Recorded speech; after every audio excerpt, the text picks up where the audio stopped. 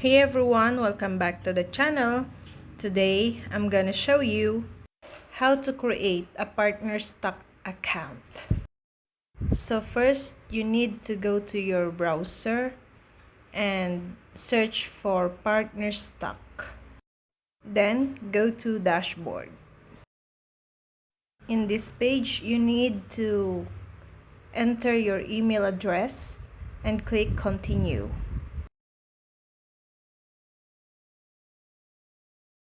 Now, create your Partnerstack account. Enter your first name, last name, business name, and password. Then check the box I agree to the Partnerstack terms of service. Then click create account. And as you can see here, this is loading now. We will wait for it. And then click on next. And that's it. Scroll down and explore marketplace. Tap on it.